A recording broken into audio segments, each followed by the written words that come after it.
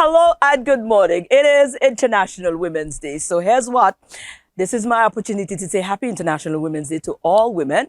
And of course, the team Investing in Women Accelerate Progress. That is our theme to cover this observance in 2024. Well, let's tell you what. We got to know what's happening in around us. So let's see what Kendall has. And when we come back, we've got quite an interesting set of features for you this morning.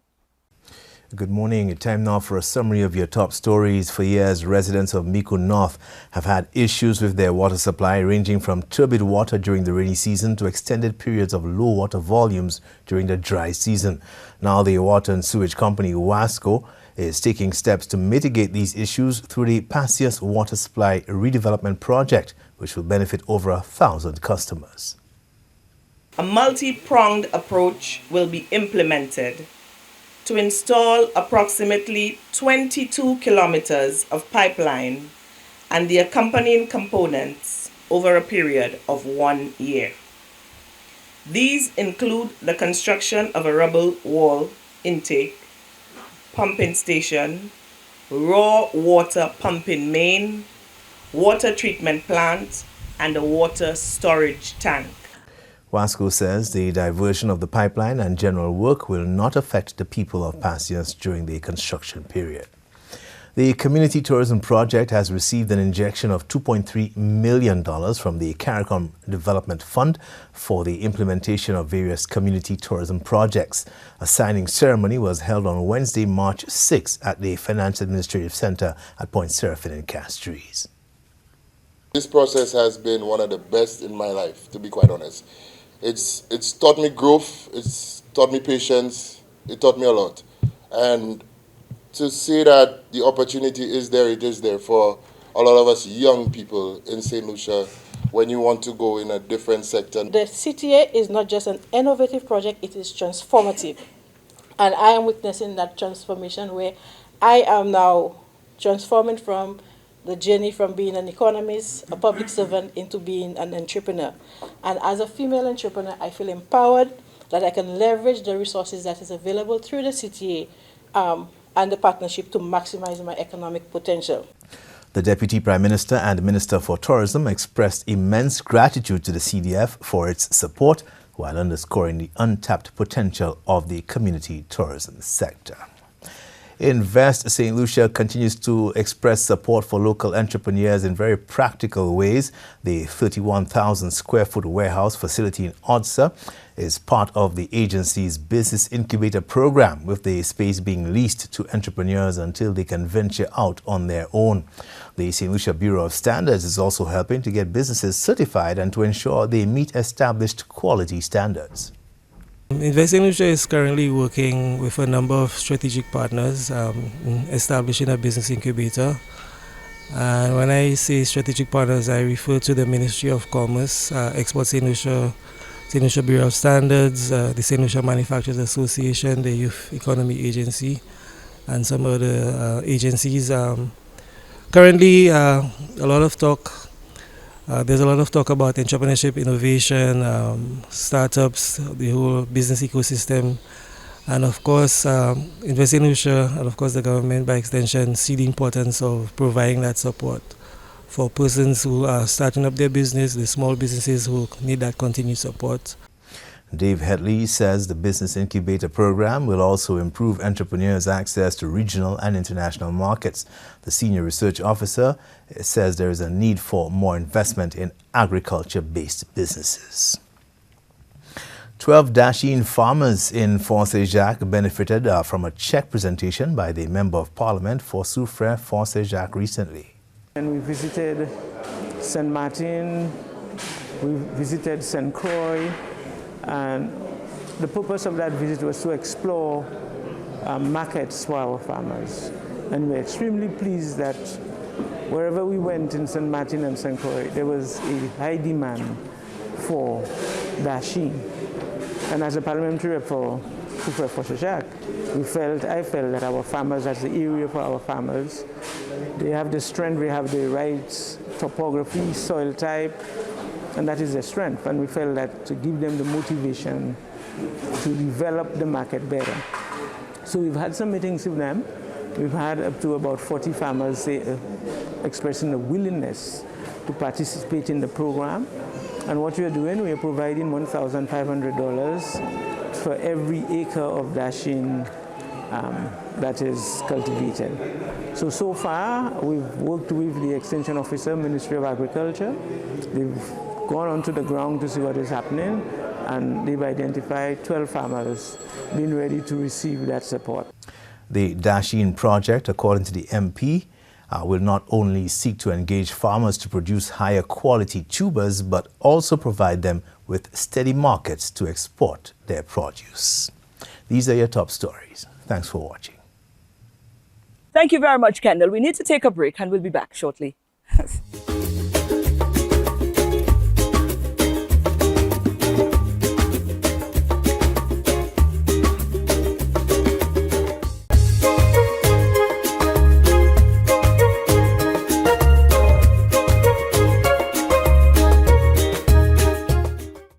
Well, our first feature today, of course, we stayed true to what today represents.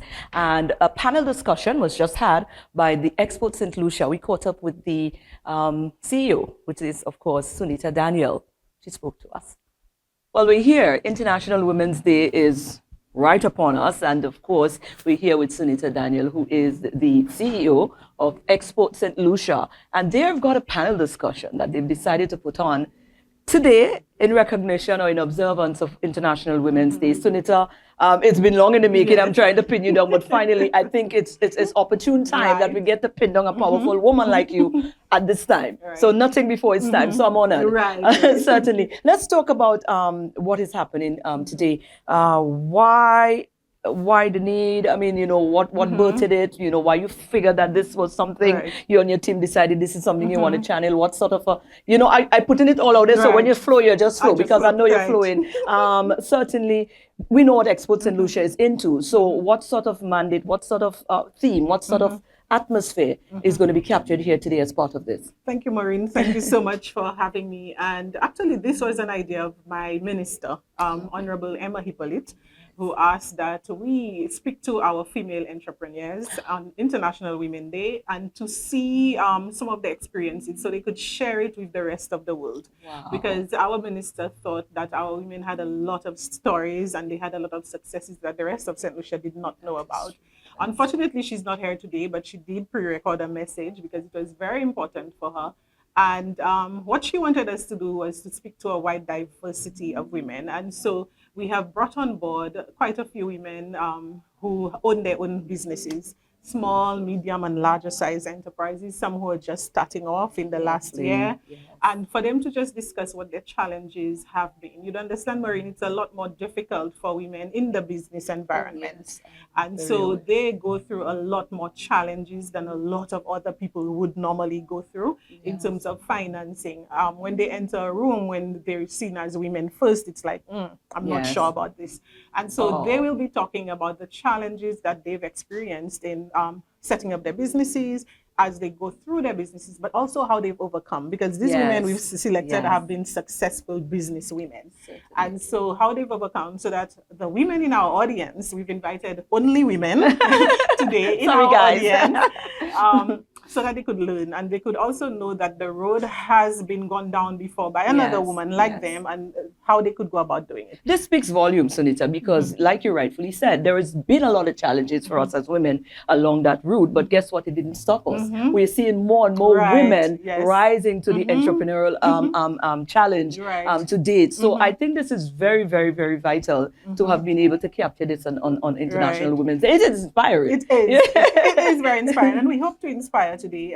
We really want women, the other women in the audience and around the island, because it will be played nationally, to understand that it's not something that is not attainable. It is something that's attainable. It is something they could do. Women have traditionally been satisfied and happy in the normal 9-to-5 jobs and the secure ones. And it's a little more, men are a little more risk averse. So men would definitely take on some of the risk, but women are risk averse, And so we've seen a difference. And but soon, if we were to really think about it, I think sometimes that narrative goes on by, and I think over the years we've grasped that narrative and we've actually stemmed on it. But if we were to go back even way before our time, Whereas women stayed home then, but there was still very much entrepreneurship. They will sew, they will do things like right, that, and they they will would do little little things. gardening. Right. So they were very, that But skill one was of the there. things we found is that women, we do those things. Sorry, we do those things, but to go out and do it alone with no Yes. comfort, safety net to Net, below. right. So these women have traditionally done their own little entrepreneurship, but to go the full way of putting it all on the line has Yes. been a little troublesome for them. I can speak for myself. I'm Yes. very risk averse. And so I admire women Yes. like this who can do this kind of thing. And so Nice. I think even for me, it will be an experience I'm really excited to look and looking forward to hearing what they're saying. Very I don't well. see myself opening my own business and just saying, forget about the normal salary that comes at the end of the month. Yes. It's very scary. Absolutely. And so I admire them. And I'm hoping that these women there would also inspire the rest of the St. Lucian women. And I'm glad that seems to be the word, inspiration. So maybe it is a time for us to also remind the rest of the world that, hey, this is not a new course for us women. We have been doing it maybe in the background for all our lives. But now is a time that you understand we have what it takes to do it on that scale and that level. So I'm looking forward to it as well me this too. morning. So Yes, me certainly, too. thank you guys, Thank and you happy so much. International Women's Happy Day International to you. Women's I'm Day. taking it. And I see you up in the purple. Yes, Oh, my purple. absolutely wonderful. Guys, happy International Women's Day. Thank you.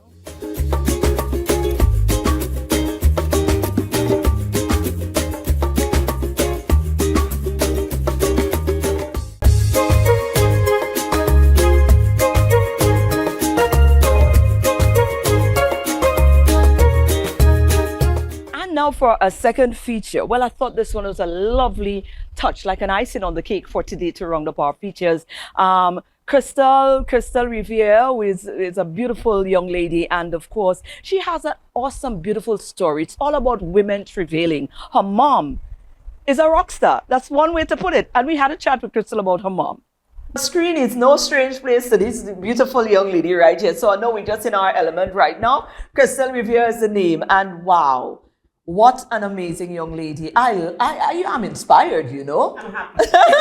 Certainly are inspired. And I'm sure just by talking to you, because a lot of people may have seen you on TV. They've seen you on TV, though they probably bump into you at the Youth Economy or so many other places.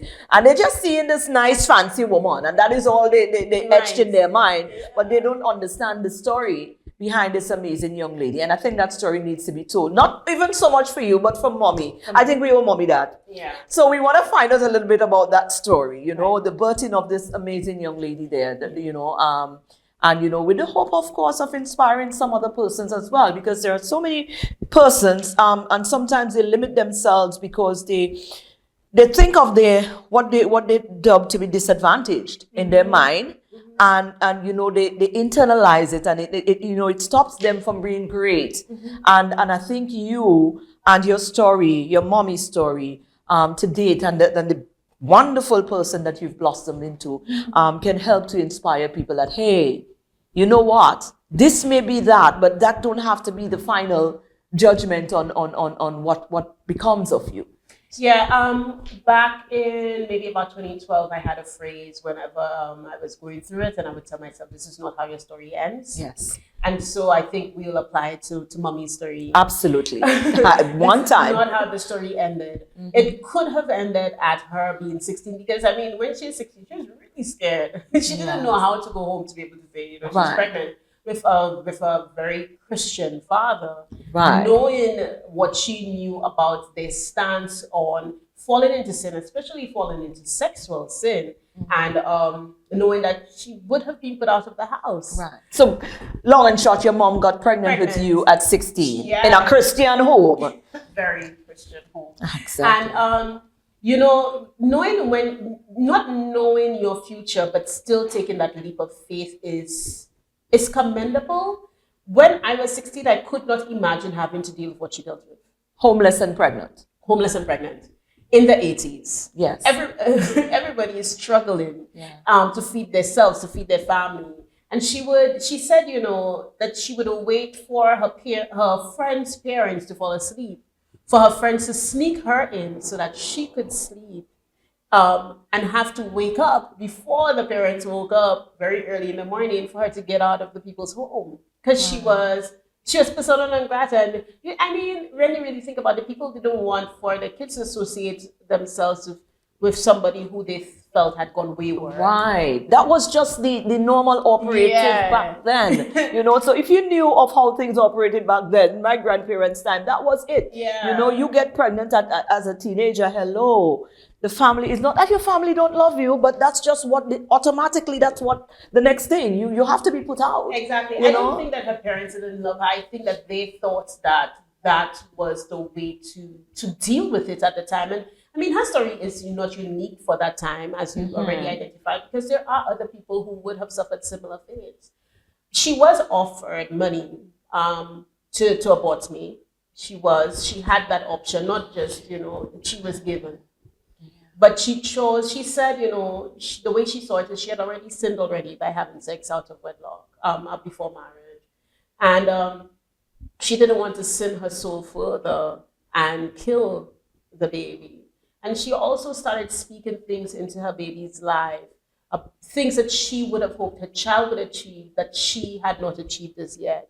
And I think maybe to a certain extent, she probably thought that her life had already ended, because now she's speaking things into her baby's life because she didn't even think of herself as becoming as successful as a child. And I could say that I'm really grateful for the things that she spoke into my life. One of the things, like you said earlier, people look at me and they figure, like, this is it. I put myself together every day because you visualize your best self and you show up as that. Yes. You don't walk around with your burden on your face and on your shoulders and so on. Absolutely. But we all have our own stories ongoing, right? We all have our own stresses that we deal with, the things that cause us sleepless nights and panic attacks and anxiety for those of us who suffer from these sorts of things. And I'm grateful that my mother suffered through it so that I could today tell her story, but also I could today celebrate the successes that she prayed over my life. Absolutely. I love it. And as we head into International Women's Day, which is coming up on Friday, this is Women's History Month as well. So we are definitely big on women and some of the amazing stuff that we as women have travailed. Yeah. So anything you want to leave to Mommy? Mommy, this one is for you. We had to do this for you. Mommy, I thank you. I'm grateful that you did not take the easy way out. And success is relative. And I hope that you enjoy the success of all your children. Absolutely. Oh God. Happy Women's Day, guys.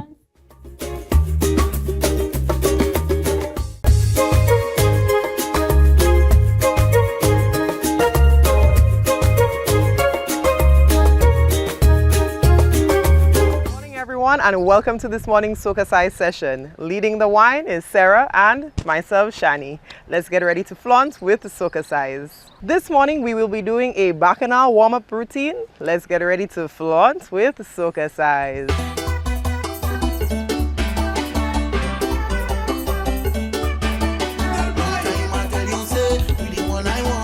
Cross, cross, head. 4, 3, 2, and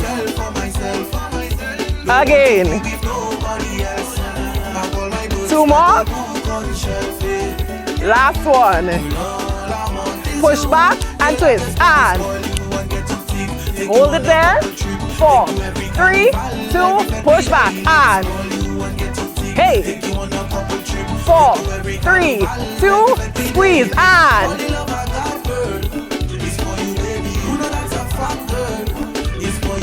4, 3, 2, 1, drop it out.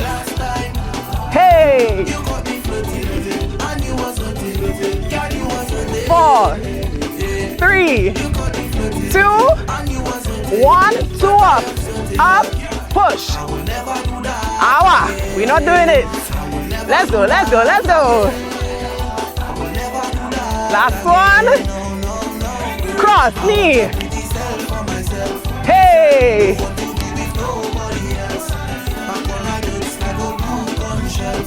One more. Push. And hey. Hold it. Push, push. 4, 3, 2, squeeze it. Nobody else, just you alone. 4, 3, 2, 1, hey!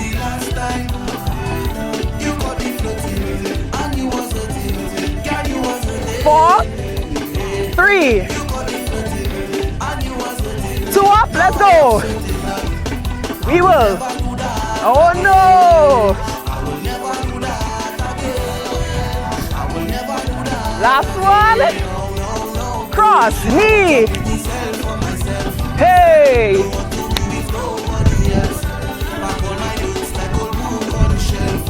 Last one. Push. Hold it. Take it up. Roll it. Push, push. Take it up and squeeze it.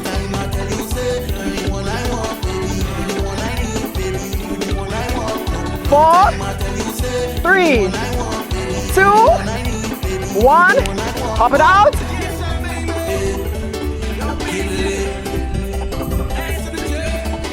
Four, 3, 2, 1. That was this morning's session. We hope you are feeling sexy, sultry, and strong. Have a wonderful day. All right, well, there you go. That is our show for today. Go on out and be great. Women, we are powerful, we are strong, we are resilient, we are so many things. So today, go on out and continue to remind yourself just how amazing you are. Thank you.